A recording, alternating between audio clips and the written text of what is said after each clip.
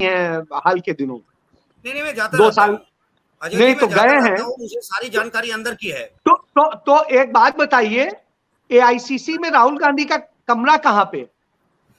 कमरा नंबर तो मैं नहीं जानता, आप शायद वहां रोज जाते होंगे, पर मेरा मानना है कि आज की तारीख में भी नहीं, मैं फिर क्या कह रहा हूं, सुनिए, सुन लीजिए, इसीलिए बता रहा हूं, राहुल गांधी के लिए वहां एक कुर्सी भी नहीं।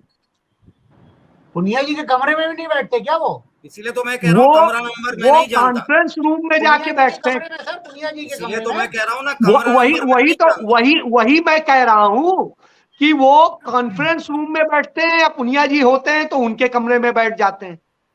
नहीं मैं उन पत्रकारों में नहीं हूँ जो रोज एआईसीसी जाकर, मैं इसीलिए कह रहा हूँ, नहीं 2019 में जिस दिन उन्होंने पोस्ट छोड़ी थी उस दिन के बाद उनका कोई कमरा नहीं, कहीं नेम प्लेट नहीं है। तो मैं कह रहा हूँ उनका कमरा नंबर मैं नहीं जानता, क्योंकि उनको कमरा मैं फिर क्या कह रहा हूँ, बात सुनिए, आप बात सुन लीजिए। तो अंदर घुसिएगा तो सोनिया गांधी का सामने ही बिल्कुल कमरा है, प्रियंका जी का है, और सोनिया जी के इस तरफ प्रियंका जी का है, इस तरफ पवन बंसल का है, ठीक है। पूर्व अध्यक्ष के तौर पर भी उन्होंने कमरा नहीं लिया, और वो कभी सोनिया जी के कमरे में नहीं बैठते हैं, कभी प्रियंका जी के कमरे में नहीं बैठते हैं, कभी वो जाकर के इवन उनके तक कमरे में नहीं बैठते हैं जाकर के बंसल साहब के, और वो जो पीछे कॉन्फ्रेंस रूम है उधर बैठते हैं, और यदि पुनिया होते हैं तो पुनिया के साथ बैठ जाते हैं।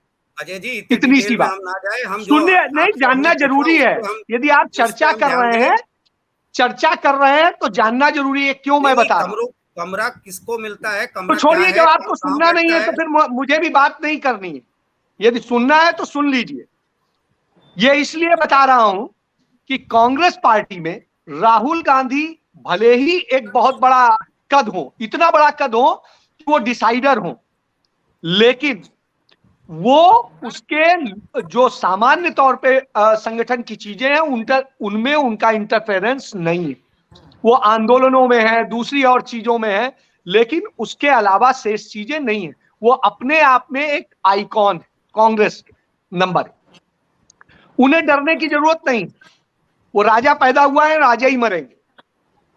थर्ड ये कि उनको कोई फर्क इस बात से भी नहीं पड़ता है कि गहलोत आए या चले जाएं या कोई और आए चला जाए, क्योंकि इस बात को स्पष्ट तौर पे वो कह चुके हैं।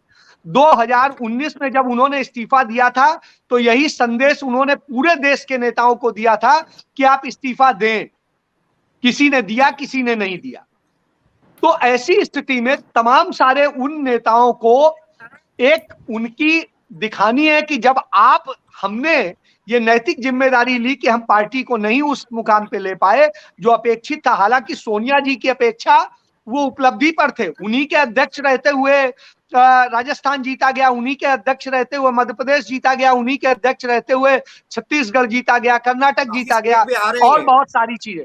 लेकिन इसके बावजूद उन्होंने नैतिक जिम्मेदारी लेते हुए इस्तीफा दिया। वो चाहते थे यही नैतिकता सारे लीडर्स दिखाएं, लेकिन नहीं दिखाई। और जब नहीं दिखाई तो उस स्थिति में उन्होंने यही कहा कि ठीक है, जिसको जैसे करना है करे, मैं तो नहीं हूं। और उसके बाद से वो उस चीज में एक तो हस्तक्षेप नहीं करते, पहली बात तो, इसलिए उन्हें डरने की जरूरत नहीं। दूसरी चीज ये है, सचिन पायलट हो या किसी हो, सचिन पायलट हो या कोई हो, किसी को कभी सीएम पद का कभी वायदा नहीं किया गया। इशारे जरूर देते रहे कि हाँ यदि आप बेहतर करेंगे तो आपको मौका मिलेगा, आपको मिलेगा, लेकिन किसी से वायदा नहीं है। थर्ड ये है, मेरी जानकारी के अनुसार तो ये सारी चीजें नहीं, मैं इसीलिए कह रहा हूं, या तो सुन लीजिए। जानना चाहूंगा हरिकेश जी। तो ठीक है, आप सुनना ही नहीं चाहते तो कोई जरूरत नहीं है। Okay, thank you. और आप हमसे जुड़े रहने के लिए सब्सक्राइब करें YouTube पर, फॉलो करें Twitter पर और लाइक करें Facebook पर। और ज्यादा जानकारी के लिए आपको टाइप करना होगा सिर्फ न्यूज़ नशा।